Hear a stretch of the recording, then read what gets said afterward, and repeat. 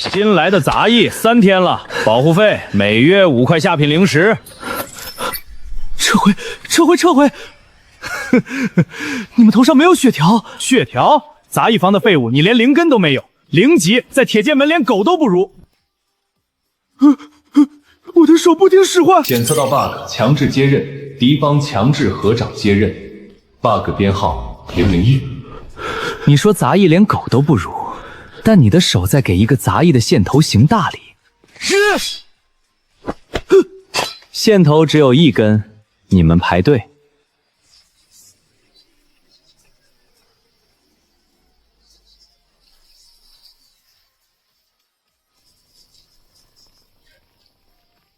bug 编号002，穿模碰撞体积加载失败。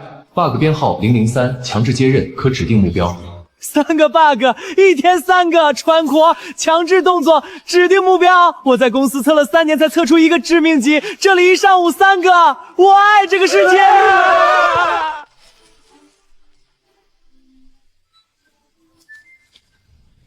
以后你就是我的护身护锋了，叫什么？就叫白刃，白色的刃。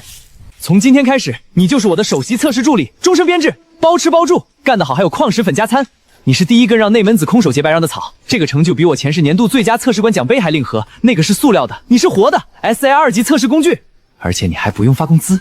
已收录3个漏洞，待测试无数，等级杂役，建议继续待在杂役房，杂役房的 bug 最多。备注：那根草确实有灵性，可能成精。你会动，我的首席测术里有自主意识。明天给你做个测试，先测反应速度，再测学习能力，最后测你能不能帮我盖被子。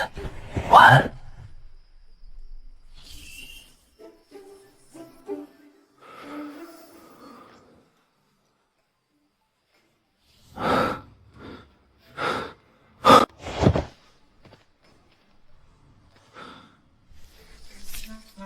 一晚上你就搬家了，一株草。没有手，没有工具，完成了自我移植。这个操作如果写进测试报告，标题应该是测试对象展示了超越人类的自主迁移能力。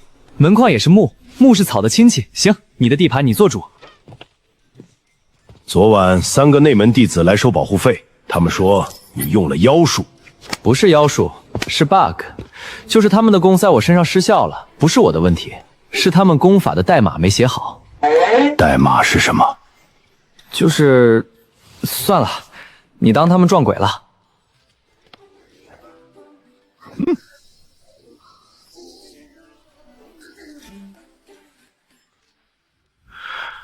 注释：叫白刃，你的手不是我掰的，是草让你合的。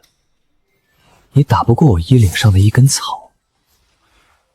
300年前，铁剑门出过一个杂役，姓沈，和你同一个姓。功法对他无效，任何灵力攻击碰到他自动偏转。当时掌门建议留用，建议书还在旧档里，但历代掌门没人采纳，因为那是杂役，杂役的建议不算建议。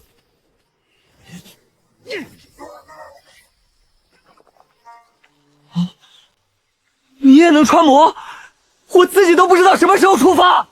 你一次就稳定复现了。白刃同学，首席测试助理，首日独立复现 P0级 bug。我前世测试随长会把你的照片挂在公司墙上。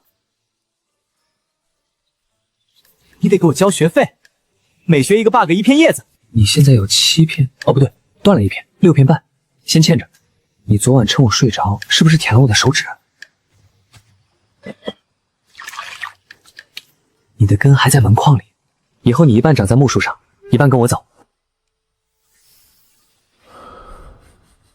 300年那个姓沈的，和眼前这个姓沈的，同一个姓，同一种体质，不同的是，那个沈没有草。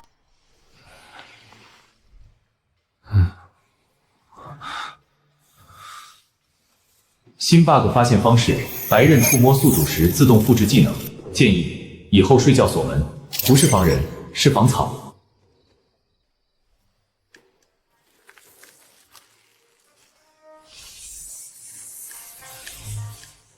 白刃同学，你的分身在画画，那个圈看起来像个测试用字的流头图。如果明天早上圈旁边再长出一行字来，我就给你评 S 级。A 级认定浮现 bug，S 级是能写文档。晚安，草不需要面试，但草的宿主需要睡觉。铁剑门每年秋天的门派大比，按规矩，每个堂口必须出1人参战。杂役房虽为堂口，却只有沈墨这一个杂役。你是杂役房唯一能动的，你不去，杂役房弃权，扣3代糙米，上去站一炷香就行，不用打。不打怎么站一炷香？你是第一个问这个问题的人。去年老张上去无锡躺下，前年那个两师，他们都没想过这个问题，你问了，所以你去。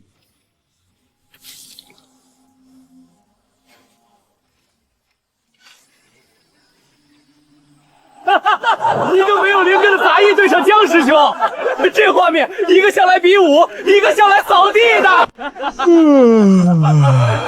白刃，你猜今天能测出几个 bug？ 我赌2个起。台下全是没测过的功法，活体测试样本。周敏的冰纹亮了，江师兄对一个杂役认真。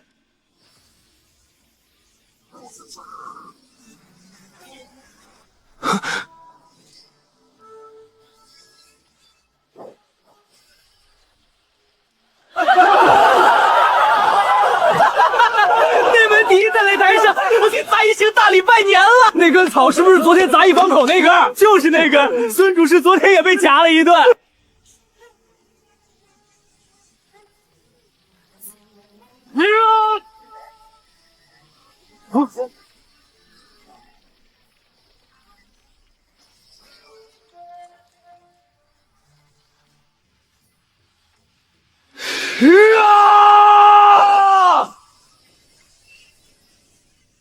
暂停，先修石柱。休息要3天，3天后他还能站在台上打哈欠。我不打了。你的功法到底是什么？不是功法，是 bug。你的剑气打不到我，不是因为你不够强，是因为我的碰撞土技加载失败了。剑需要碰到一个东西才能造成伤害，我的手有碰撞土技，你的剑碰到我的手，剑停手断，这是正常流程。但我的手偶尔没有碰撞体积，不是每次失效。目前测试3次，3次全中，失败率100%。你在跟一个不存在的人打架，然后你输了，输给了一根草。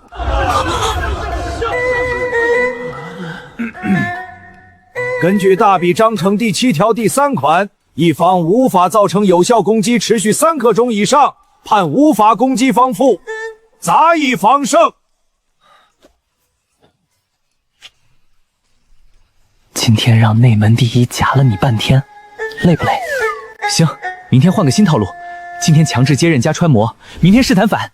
如果能稳定复现，你就是3届第一个让元婴空手接白刃的草。弑神级测试用力，穿模已验证3次，失败率100%。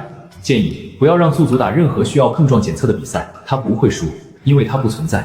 提前告知对手你在打空气，这对对手的心理健康比较好。本系统不负责心理创伤赔偿。备注：检测到未知法则变动，与300年前被龟原子亲自抹除着的铁剑门杂役档案高度重合。建议宿主暂时不要离开铁剑门。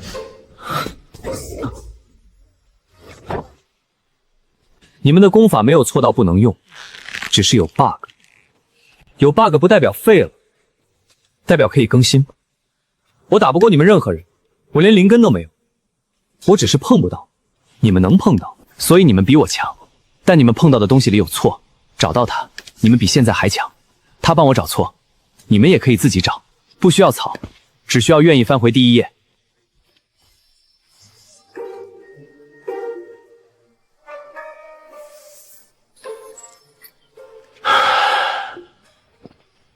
铁剑门秦掌门，金丹后期修为，执掌宗门40年，眼看着门派从倒数第3彻底坠入谷底。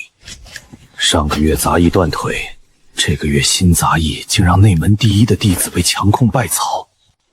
他坚信这不是运气差，而是杂役房招惹了邪祟。为此，秦掌门亲自登上天衡山，求见元婴中期的风兰老祖。这位散修大能，靠着替人鉴定功法缺陷，硬生生熬过了800年岁月。本门新来个杂役，疑似非人，恳请前辈出山鉴定。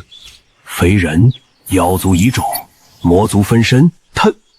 他让内门第一的剑脱手了，手自己合实了，夹住了一根草。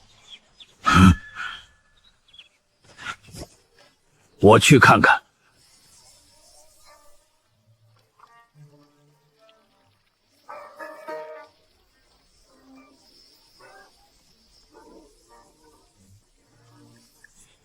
你没有灵根。对，我是 bug， 活的，能穿魔，能接刃，能读针的那种。前辈，你是元婴老祖对吧？太巧了，你的功法书能不能借我翻翻？免费帮你找 bug， 不收费，管饭就行。你的身体没有实体。不是没有，是偶尔没有。看身率。抓到你了。然后呢？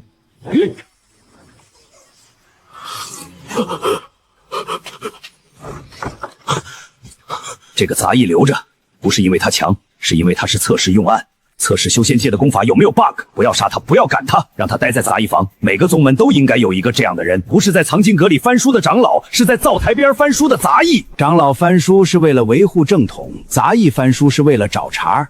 正统需要维护，茬也需要找，找了茬，正统才知道自己歪在哪儿。前辈，你说我是测试用案，但我没有测试环境。这杂役屋就一口破锅，2根木柴，1株草，能测元婴级别的 bug？ 硬件不够，软件来凑。这本书是我1200年功法鉴定的全部记录，每页一个 bug， 帮我看，帮你的草看，草比我快。你的第1页第1个字写错了，多了一横。你怎么看到的？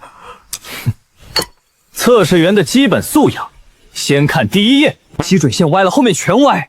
你花钱2000年测了无数 bug， 全是建立在第1个错字基准上的，套娃似的 ，bug 里藏着 bug， 太酷了！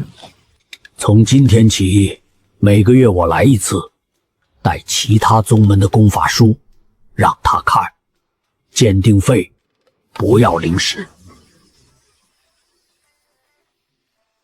新 bug 发现方式：功法本身存在逻辑错误，宿主指出即可触发修正。风兰鉴定录第1页错别字导致全如灵回路基准偏移3%，千200年没人发现，因为没人看过第1页。测试员不看修为，只看第1行。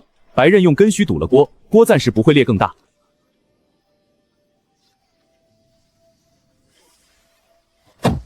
昨天你圈了3个错，修正之后，老夫的元婴修为倒退了1成。因为你按错的练了1200年，错误变成了肌肉记忆，正确反而比错误弱。不是你弱，是你需要走路学。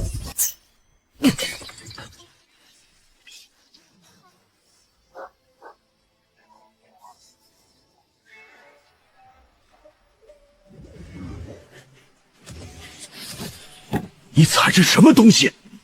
空气，你的空气没有反作用力，我的空气有。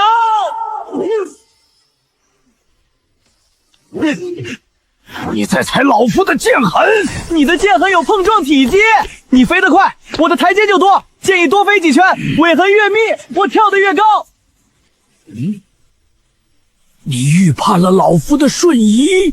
哈哈，不是预判，是毒针。不追了，你踩的是空气，我追的是人，我赢不了。元婴也不例外。bug 不看你修为，只判断你是不是敌方。17个错别字，12个灵力回路画反，6个呼吸节奏错拍，全部圈出来了。你什么时候圈的？你追我的时候，左手翻书，右手圈错，顺便踩了你的剑气尾技，太有规律了。尾技刷新频率半息一次，我摸到了。你给台阶给的太准时了，谢谢啊。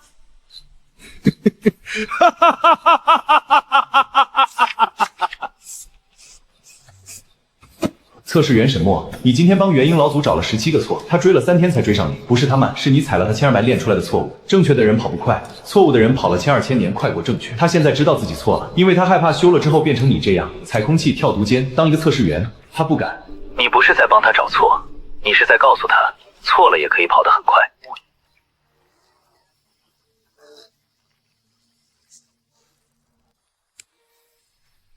今天接了几次瞬移判定，没接到，原因瞬移太快，一帧太短，白刃需要至少半息才能触发 bug。瞬移不是攻击，是位移，没有敌意。你的 bug 不需要接，他没敌意，你就不用挡。功法对他没用，用石头。石头是物理，让杂宅一搬石头。传令下去，后山石料厂需要搬运工，能搬多少搬多少，无限量。不限量，在需求文档里叫无限繁载测试。我要找极限，找不到测试就不算完。什么时候算完？石头搬完了或者山矮了？开玩笑的，走吧。你们想看极限，我也想看。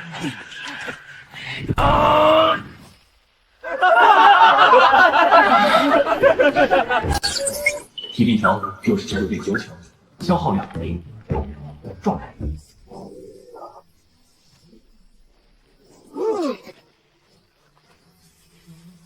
掌门，他在路边烤鱼，石料当靠背，还在上面刻了字。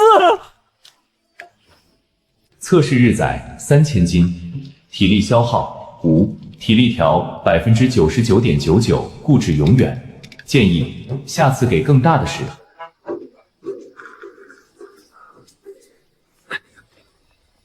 你别乱掉，你掉了我得停，停了人家以为我搬不动。铁剑门杂役扛15000斤，你是什么杂？第一个，你们搬不动的我来搬，条件是每块矿石给我1块碎片，越碎越好，细到像面粉。行，喝口水，我给你加1倍碎片。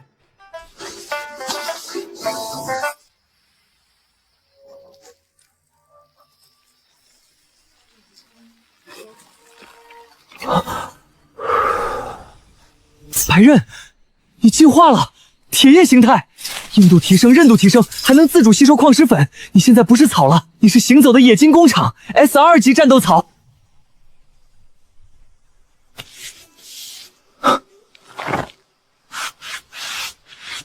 白刃，你被写进万法宗的正式情报报告了。你是3届第一个被元婴级探子用红笔圈住的草。你是草，不是我养的，你自己养自己。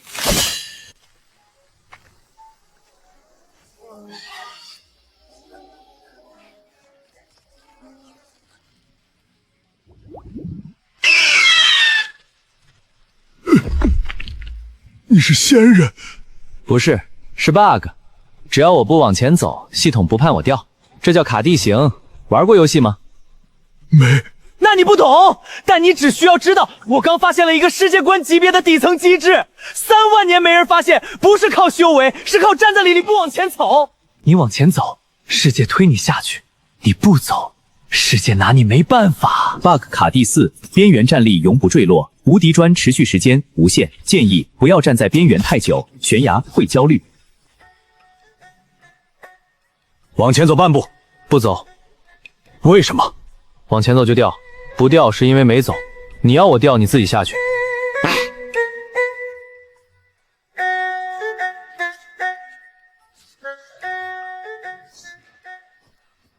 悬崖已经放弃让他掉下去了，悬崖也是有自尊的，建议给悬崖留点面子。第8天收工。边缘测试完成，结论：这个世界有边缘保护机制，不是 bug， 是底层代码。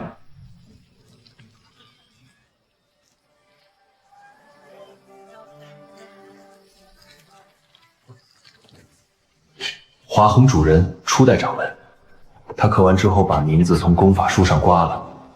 3万年，白刃是第一个碰过这道划痕的活物。3万年，不对，铁粉的氧化层厚度比崖壁石面的风化层老得多。这个数字被历代掌门改错了，真实年鉴太侧。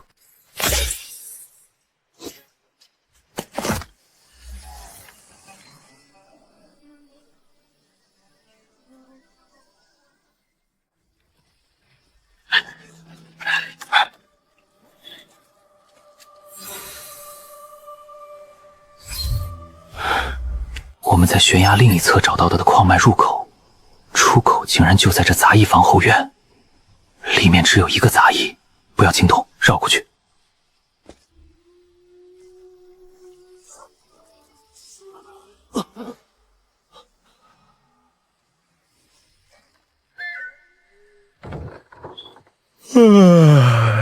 你们挖地道？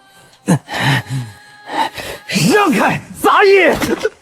我靠，修仙界居然还有紫妖精，这审美也太离谱了。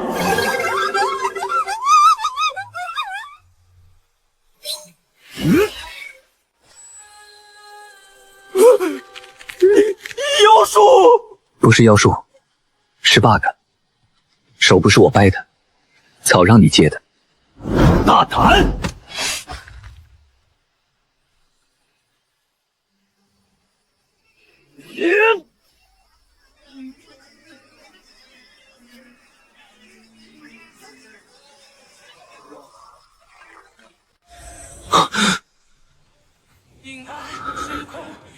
你就是铁剑门那个 bug。对，我确实是杂役，但杂役也可以是个 bug，两件事不冲突。就像你可以是个金丹期，也可以是个踩草摔倒的人，身份和属性不互斥。谢谢你提供了实验数据。翻墙！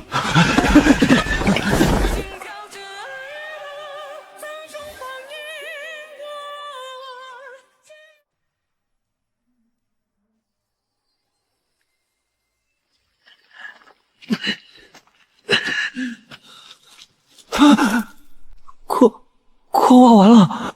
还没？那你继续。挖完从哪儿来我还回哪儿去，不要走我正门。正门有草，草会摔人。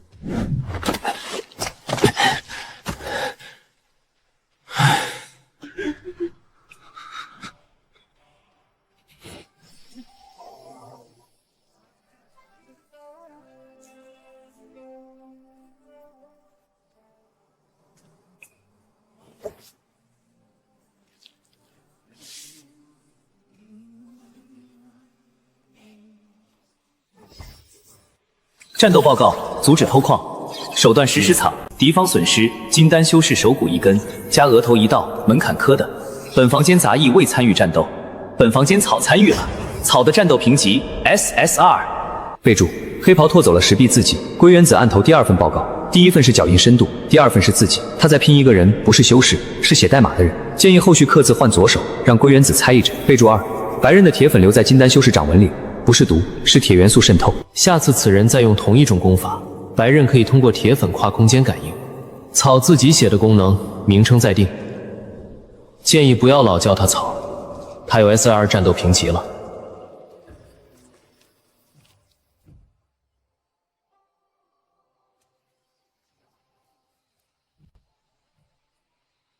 你今天摔了一个金丹期。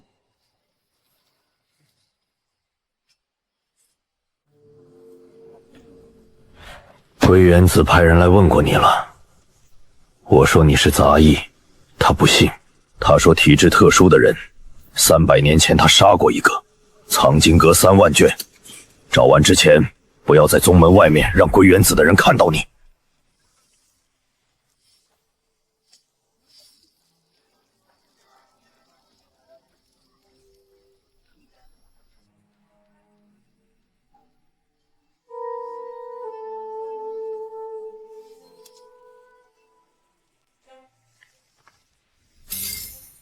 历经57任掌门，每一任都在用新的错误覆盖旧的错误。3万年的修改，让错的变成了唯一的正确。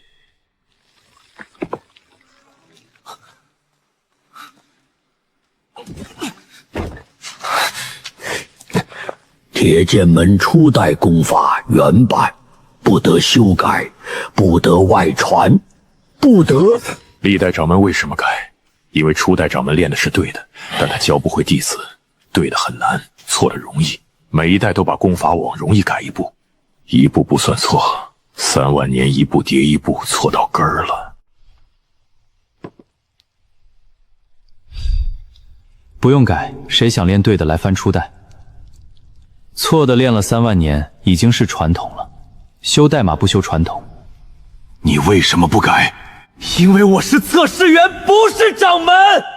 测试员只找 bug， 不改 bug。我前世提了3年 bug 单，没一个是我亲手修的。我是测试，不是开发。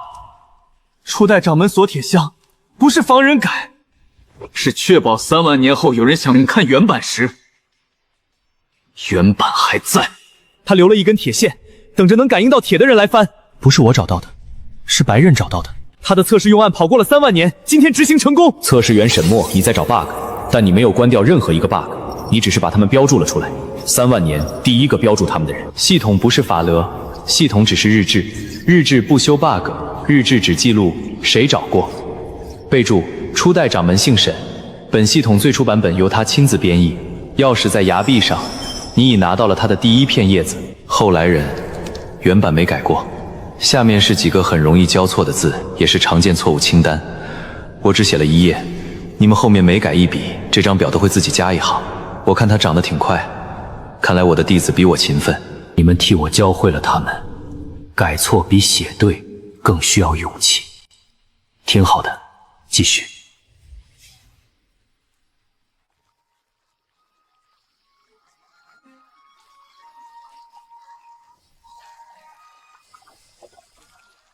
3万年前，有人就在等他了。烈阳国3000精锐压境，领军之人拓跋野，所佩乃6品火力令箭，焚城。300年前，他凭此剑在边境屠尽一城，一剑插于城门，余火焚烧3日，城门铜钉尽数融为铜水，淌入护庭河。河中游鱼皆被煮熟。护山大阵3000年未曾更新，阵基大半被雨水冲平，能撑1天。1天后，阵基必裂。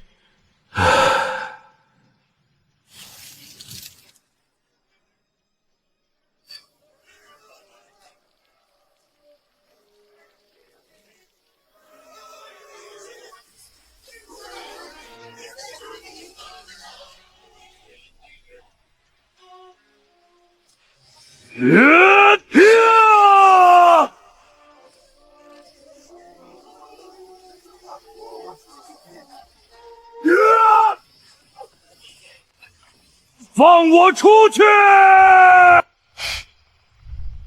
不放，阵法逆转后，碰撞检测优先简解阵法，在阵法值之下，你劈不开。阵还能改方向？不能，但这不是阵，这是代码。代码可以改，热叉扎不停机更新。你们修仙界管这叫逆天改命，我们软件行业管这叫在线热修复。你画反了一笔，困住3000人。不是一笔，初代掌门在阵基里留了逆转接口，出口有2个分支，朝外被封了铁粉。3万年过去，铁粉被雨水冲掉，接口还在。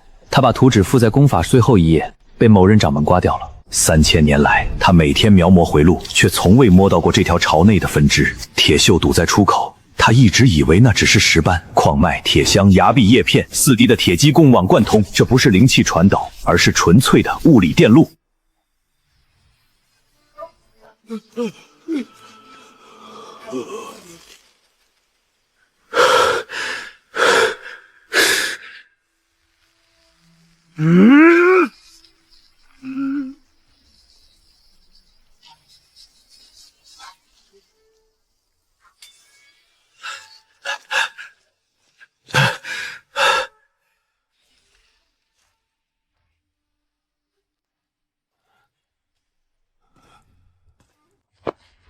他的剑谱扉页第一是起字，左半是走，右半是挤。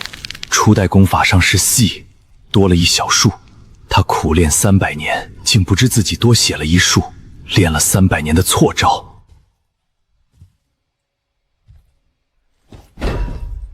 战斗报告：困敌3000，战斗时长7天，乙方损失无，敌方损失焚城剑为裂焚2道，困敌主力白刃。杂役蹲了7天阵基，未参与战斗。备注：有1人脱困，利用热能物理漏洞，铁叠机阵法具高温，将该将军列为外测1号，志愿性质，不付测试费。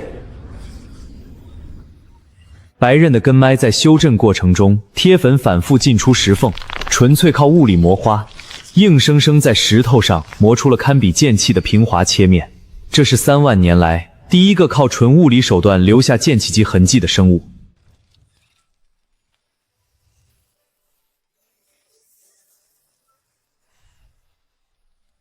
白刃，你拿3界最大的压力测试环境磨了一袋纳米铁粉，然后拿来修了一口锅，这个操作在我们行业叫技术下沉。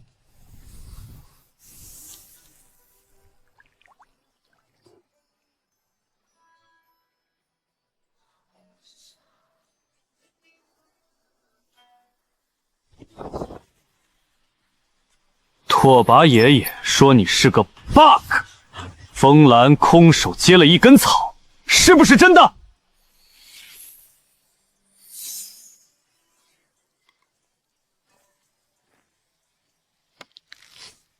就是这根草，风兰老祖元婴中期，双手合十加白刃，夹了整整半滩天，你想试吗？免费，不收零食，但要管早饭。哼，早饭管什么？杂役防疫标配，稀粥。你要稠的自己带米。行，不跟你打。听说你帮风燕找了17个错，也帮我找。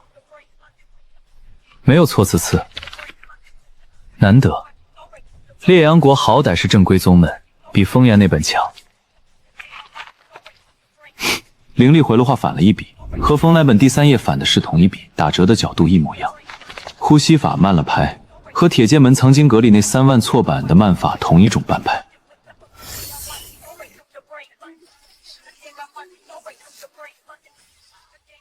不是错字，那个逆字的横折钩，笔锋走势偏左半指，和崖壁上那道旧剑痕的偏法一模一样。不是错字，是签名。这笔偏左半指的横折钩是写字习惯，不是功法。3界最老那批初代掌门的签名习惯，你家祖师爷和铁剑盟初代掌门跟过同一位老师，全都有这偏左半指横折钩。你祖师爷的剑和崖壁剑痕同一口矿的铁。白刃能通过导电率分辨矿石来源，含铜多的导电快，含硅多的导电慢。他是在感应藏在字迹里的铁基签名。龟原子3万年前统一修订功法书，只改了字，铁粉排列删不掉。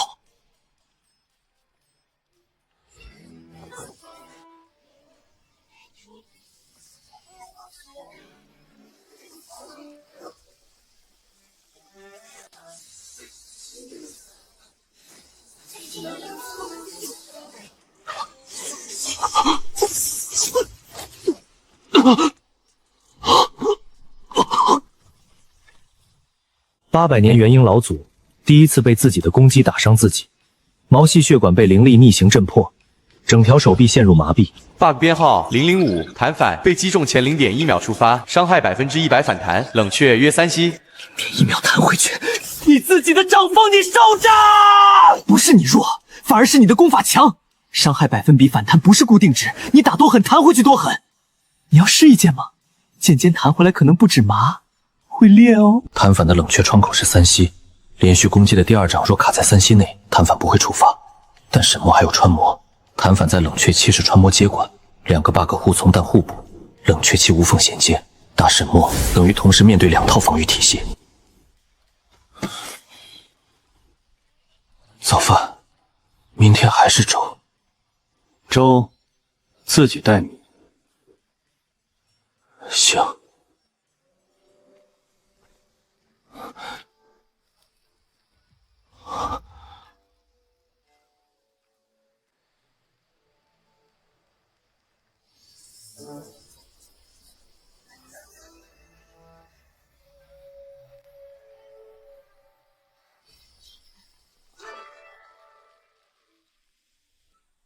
你弹不了神识。弹反绑的是物理碰撞检测，神识不走碰撞体积，但我可以穿模，强制接刃，穿模弹反。哦，卡地形你还没见过，站在悬崖边上永远不会掉，改天给你演示。无限体力，这个是上星期测出来的，我搬了15000斤石头走了3天没停。你要继续试的话，今天至少能再找出3个，不对4个。白刃刚才在你翻功法书的时候，用夜间扫了你的墨迹，发现你书里第4页的铁粉排列还有龟铁和铁剑门矿脉的铜铁导电率不一样。打赢一个没有灵根的杂役，胜之不武；输了，输更颜面扫地。相比之下，雇他测 bug 的性价比比请炼器师高出不止1个量级。你来我们宗门，帮我找我们功法的 bug。我是杂役，不是你的测试员。你已经在帮铁剑灵找了。风兰每个月来你这儿翻书管饭，你帮铁剑灵找错，掌门管你3顿饭，我也可以管。管3顿饭加夜校。成交，但我不离开铁剑门。你带功法书来，我在杂役房等你。我不想搬家，杂役房的测试环境最稳定，变量最少。换环境要重新校准触发条件。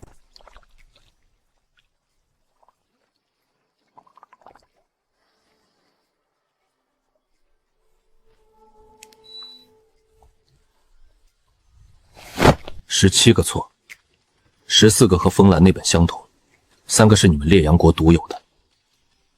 14个相同错是同一个来源统一改的。龟原子的万法宗在3万年前主持过功法标准化修订，错的容易，正确的很难，一步不算错，3万年一步叠一步，错到根。17个错，修不修？不修。错的东西练了800年，修了反而更弱。风兰修了，修为退了1成。bug 不一定需要修，有些 bug 已经是你的功法本身了。找 bug 是为了让你知道哪些是 bug， 哪些不是。你知道了，自己决定修不修。测试员只提供报告，报告不替你做决定。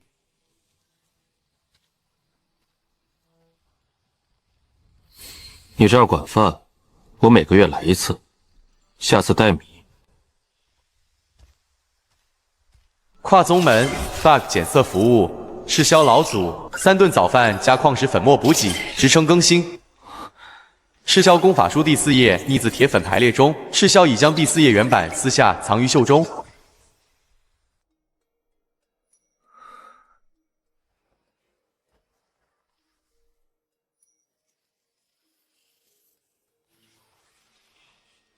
这个杂役不是普通杂役，他是3界第一颗能自己复制的 bug。在他复制出更多 bug 之前，找到他的源代码。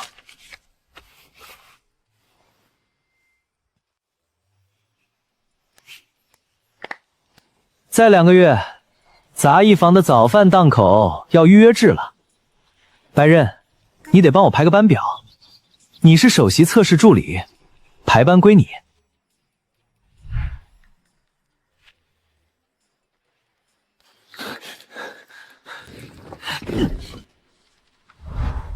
此处含祖师爷铁骑签名及3万年前背山防御回路全码，不修，留档。函返出发记录归档完成，冷却期确认，约3息。铜铁导电快，硅铁导电慢。白刃能通过导电率差异分辨矿石来源地。他记住了赤霄功法书里每1页铁粉的排列方式，草在保护一份3万年前被删掉的代码。龟原子已经知道弹反了。万法宗的追踪预检在赤霄掌风触发弹反的瞬间，截获了带有逆向灵力残留的波峰。他正试图推算出反弹角度和冷却时间，拼凑神墨的 bug 参数表。这些都是测试日志，记录着每一个重要 bug 的首次触发。赤霄主动请缨，参与下次测试。这是沈墨生涯里最离谱的一次测试需求。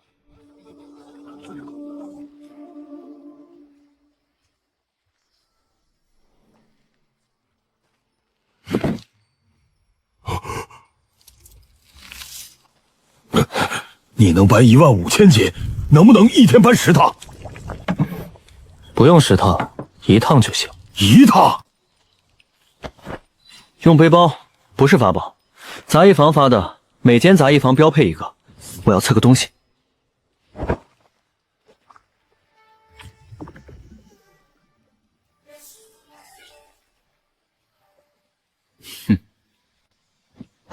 矿石在进袋的瞬间并未变小，而是袋口在吞噬。袋口的物理尺寸不变，但收纳逻辑被彻底覆盖。这不是空间法术，是无限背包。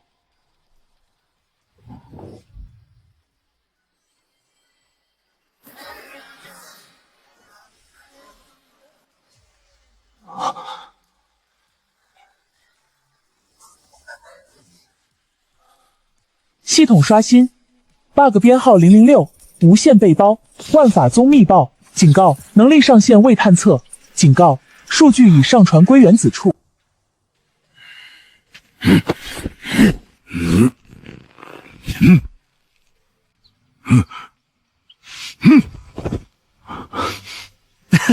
这不是法宝，是个 bug。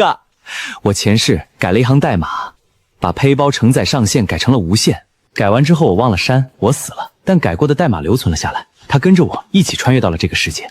龟原子之前说我是能够自我复制的 bug， 他从一开始就理解错了。我从来不是复制出来的 bug， 我是自带战代码。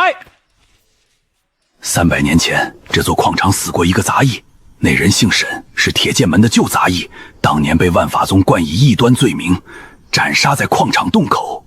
当年处决他的人，腰间挂着亲卫玉剑。他死前笑着说他运气好，笑和你说不是 bug 是功能时的模样一模一样。往后别再让万法宗的玉简扫到你的踪迹。断元阵，专门针对铁基储物法区的销毁阵法。龟原子派亲卫布阵，要剥离矿脉的铁，彻底摧毁布袋的容量根基。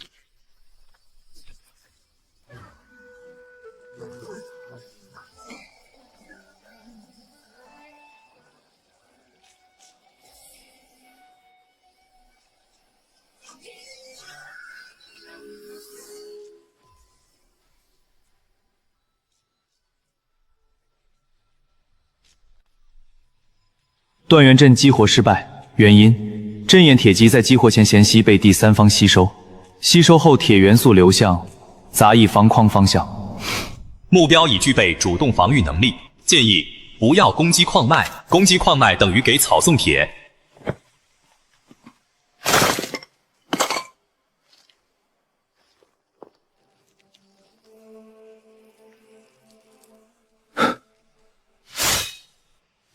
你有自己的空间，比我更懂灾难备份。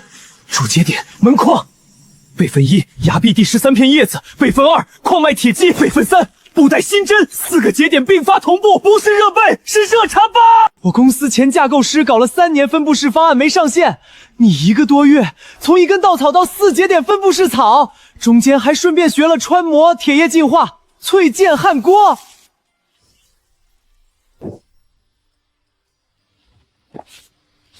无限背包指天下不删除，3万年来被抹去的原文、被销毁的阵图，甚至300年前的血迹，全部再次归档重构。这个世界所有被强行删除的痕迹，在这里依然存活。当晚，万法宗在矿场和后山的所有追踪预检信号同时归零。龟原子第一次主动终止了追踪，他怕的不是死人，而是怕那个能恢复一切记录的布袋，将他花名册上417个被抹杀的名字全部复原。龟原子花名册417页全部可归法。布袋已补针。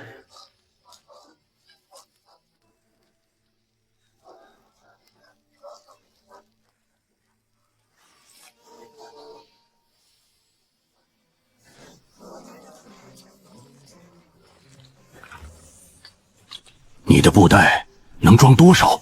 不知道，没有底。能装下铁剑门吗？没测过，但理论上能。只要矿脉里的铁基阵还在供电，布袋容量不会减。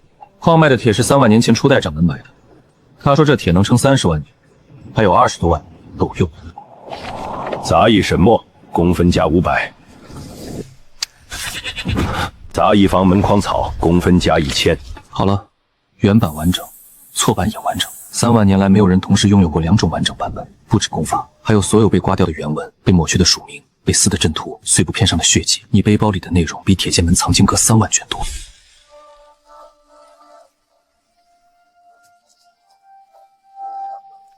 已收录 bug 强制接刃、穿模、弹法、待测试、巫术，建议下一阶段测试对象 bug 比功法更稳定。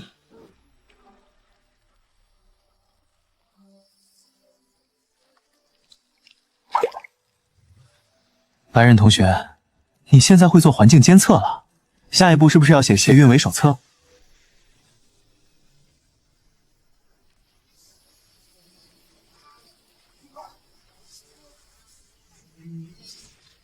烈阳国以西，无名小宗，万仞山地带安传。第7代掌门兼唯一杂役凌寒合体出奇，他手中的7品兵器配件，独我封存着历代掌门作画前的毕生剑，裂纹多一道，剑意深一层。300年，他练剑从未败过，也从未犯过一丝一毫的错。可300年后的今天，他仍然困在合体初期，太过完美的剑招，让他始终找不到这空眼上的答案。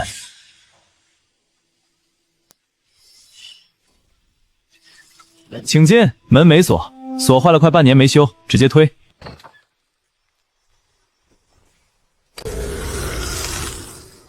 我的剑道有 bug 吗？你的剑道追求没有 bug， 对不对？对，剑谱上的每一招都练到了极致，没犯过错。对，这就是你的 bug。你300年没犯过一个错，所以300年没触发过一次 bug，300年没收到过一次系统更新。你的功法版本号还是300年前的没错，但旧了。变强需要出错，错一次修正一次，修正之后比原来强一点。你没错，所以不变。你的剑谱不是功法，是剑谱分号误差，收剑速度完美无差，零错零过失，所以零进步。bug 能不能被修复？不能 ，bug 不是错误 ，bug 是系统忘了定义正确是什么。你修 bug， 你得先议什么是正确，把未知变成已知。你们修仙界叫顿悟。你的剑谱最后一页为什么是空的？不是初代掌门没写，是他在等后人用迭代的方式自己写。300年没人往后翻，不是因为本事，是因为太完美了，完美到不需要迭代，也就没有写下新页的机会。初代掌门留的不是空页，是草稿纸。帮我的剑找 bug。你的剑淬火温度有问题，剑身内应力没释放完。你师傅封剑的时候回火没等剑凉透就进炉了，内张力在剑尖积了一道微裂纹，0.02秒。弹反需要0.1秒判对，你的剑慢了1/5，在合体期1/5个弹反窗口够对手瞬移到你身后3次。你怎么知道？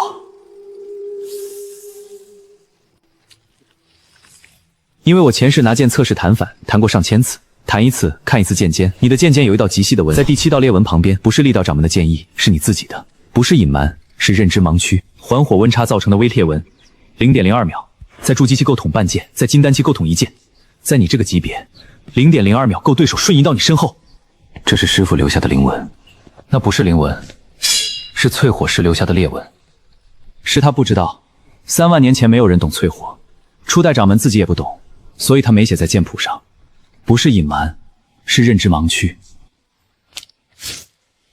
现在有一棵草比你更懂铁，它的叶片含铁量比你剑尖还高，你要不要问他？他在学，且能通过振动频率反推金属内部结构。一株草正在给一把合体期兼修的本命灵剑做超声波无损检测，整整3天。白刃的根须将铁离子填入裂纹的弹晶界面，进行低温热扩散修复。剑身没有升温，巨大的热负荷被精准分摊，整个分布式网络在协同修复一把剑。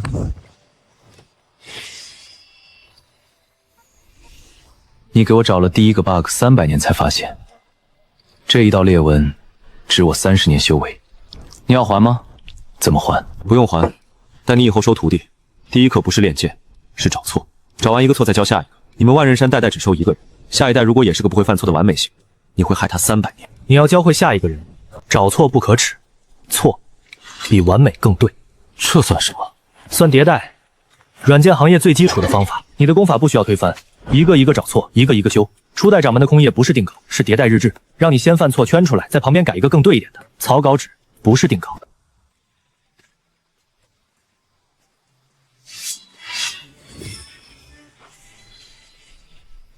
他将其余的空白留给了未来的自己。300年没变过的方向，今天第一次改变。草学会了测冰，他在淬剑期间吸收了极寒频率，将其记录在龟基记忆中。以后任何带有冰系灵力的人靠近，这片龟叶的双纹都会提前施行。白刃淬剑3剑首次以离子扩散修复冰系灵剑内部应力裂纹，耗时3天，收费5。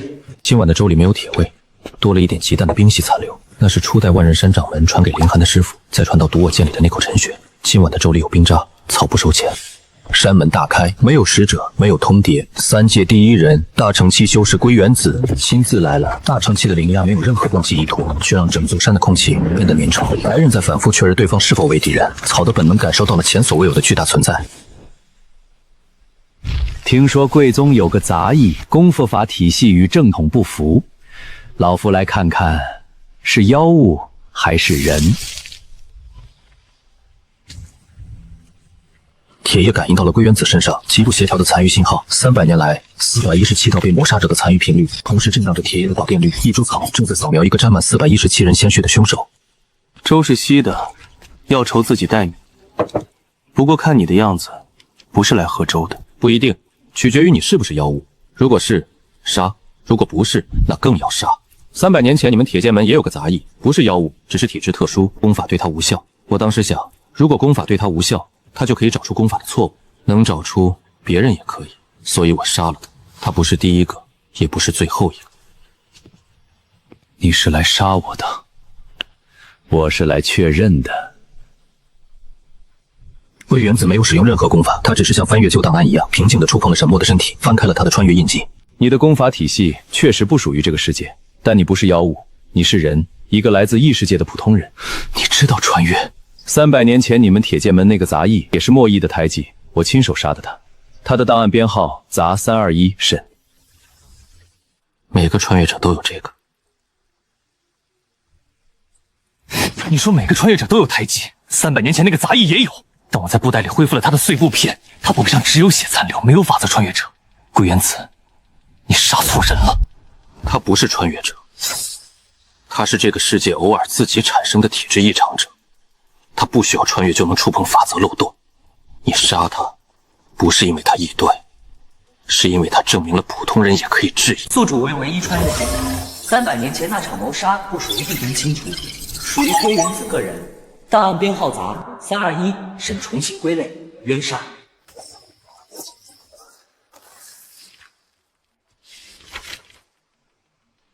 你一直知道，300年前你就知道他不是穿越者。你写了存疑不录，你把质疑吞了，然后继续杀，杀到417个。因为停下来就要面对第一个是冤杀的，你不敢停。你每次杀人都把理由写下来，你不记得杀了多少人，但你记得每一个罪名。你把他们归档，和3万年来历代掌门归档功法错误一样。你觉得这是管理，无关罪恶。你把管理做到了极致，但你管理的是人命。罪名，功法缺陷质疑。他是怎么质疑的？他在功法修订会议上问了一句：统一功法之后，各宗门的初代传承怎么办？我说，统一有功法的标准，是为了保证修行方向不会偏离正统。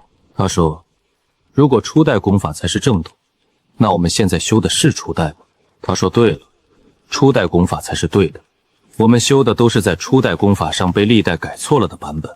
但如果承认这一点，功法的唯一标准就是原版而不是修订版，我说不过你，所以我杀了他。300年前那个杂役，他和你一样不怕我。他不是穿越者，我知道，但他是第一个不怕我的人。他不怕我就怕了，我怕了就杀了他。今天我又怕了，但杀不了你了。你的草比我的大成器快。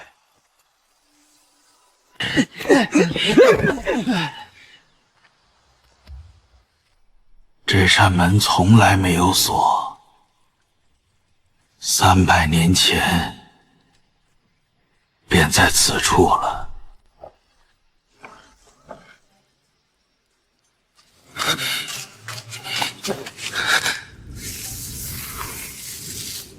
今天是12天，他每天在墙上用指甲抄写一页300年的管理册，用417天的时间为自己的罪孽重新画榜。这扇门的钥匙在300年前就被龟原子销毁了，门从来没锁。他一直以为自己能出去，他只是不敢试。你之前告诉我，你的 bug 叫卡地形，脚下踩着半个脚掌的悬崖边缘，只要不往前走，永远不会掉。他300年没有往前走，他的门也从来没有锁。这把钥匙开不了任何门，但它是第一个测试结论。有些门不需要钥匙，只需要推。测试对象龟原子，测试时长300年。结论：功法可统一，错误不可删。花名册全部归档。bug 类型：死代码。建议继续存档，不必修。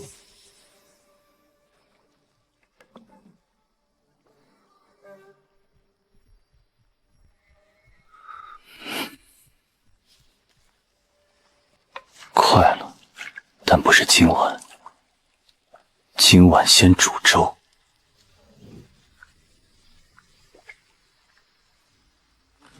世界的底层法则自动触发了深层排异，整座山的灵力回路都在强制重新校准。这不是攻击，是法则树的授权。龟原子画的显形符，无意间成了开启法则底层调试接口的钥匙。铁锈色的印记与白刃同源的铁基，正在强行连接神墨。检测到穿越印记，激活成功。此印记是每位穿越者与世界法则的连接接口，宿主为唯一成功介入者。白刃，我不是乱码，我是开发工具，不是错误，是测试平台。整个世界的顶逻辑是完整的，我只是缺了说明书，说明书在法则树里，等我来。法则树并不在门框上。系统提示：宿主不是 bug， 是第2代调试工具。第1代是初代掌门，白刃不算，白刃只是草。透过印记，法则底层显露真源，历代改错的功法化作库页。龟原子如同法则树上的蛀虫，用庞大的灵力填补漏洞，将枯死的规则强行伪装成熟的。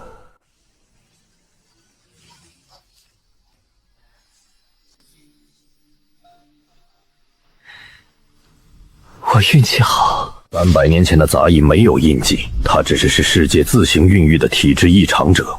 龟原子杀他，是因为他证明了普通人也能触碰法则漏洞。法则树没有记录印记，却在最深处永远记住了这句遗言和一个普通人的指纹。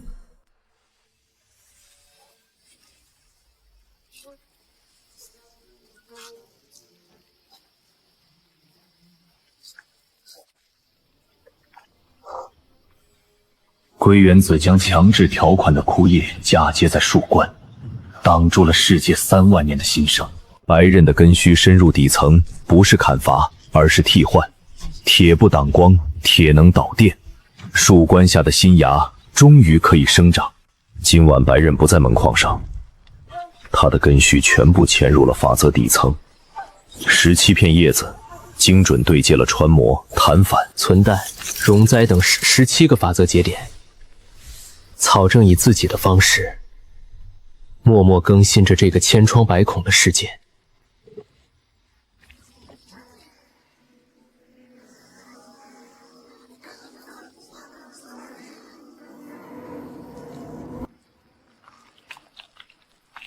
父，初代掌门并非3万年前之人。初代掌门独留此界27万年。埋下铁矿石供电，这个世界的基础逻辑从第一天起便是铁基电路，30万年来铁脉不绝。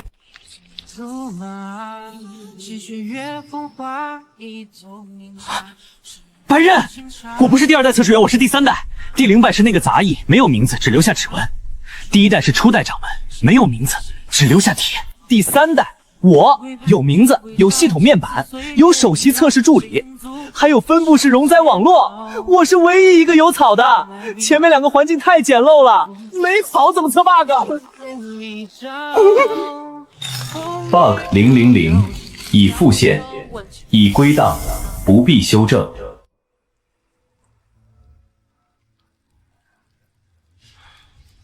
逼了300年，竟不逼了。新信号，来源未知，坐标法则树以外，类型非铁基，导电率高于铁，建议特测。